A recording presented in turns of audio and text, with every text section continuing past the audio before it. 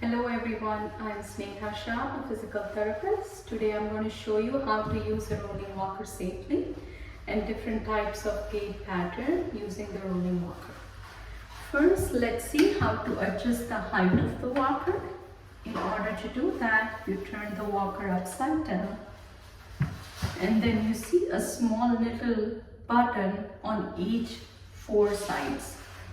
You can push that button in and move the bar up or down to adjust the height based on your needs.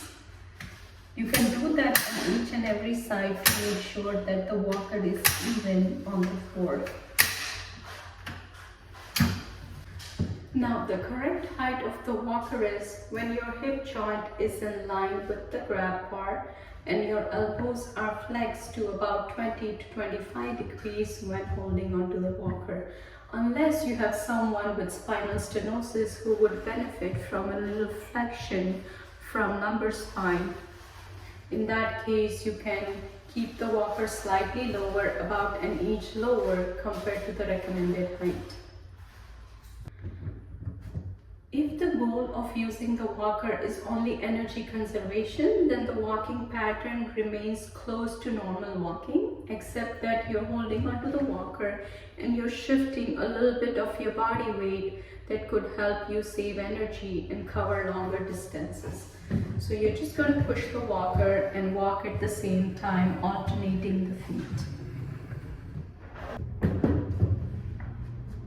Now, if the goal of using the walker is pain relief or someone is on weight bearing restrictions like toe touch weight bearing or partial weight bearing, then we'll use 3-point gait pattern. So with that technique, the walker goes first, then comes the weaker leg, and then the stronger leg. Walker first, weaker leg, then the stronger leg.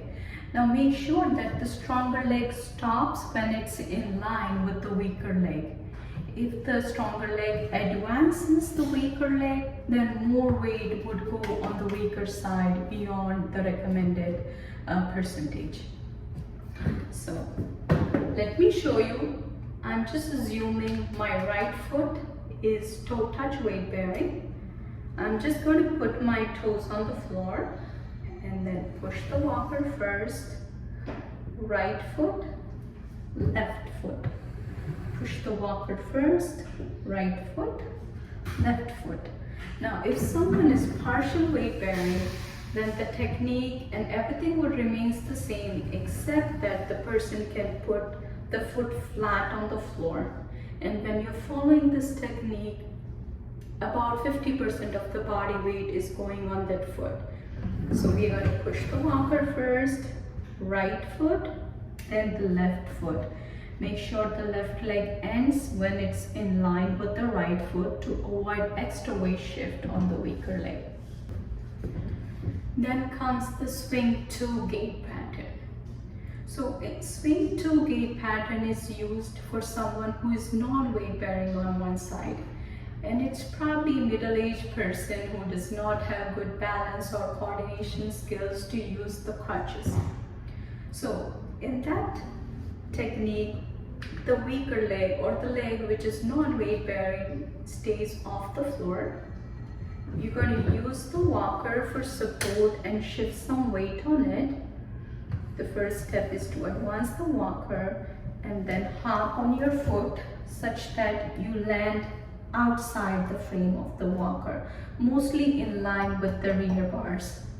Walker, then hop on your foot such that you land in line with the rear bars outside the frame of the walker. Now the difference in swing 2 and swing through pattern is that in swing 2 pattern, you're staying outside the frame.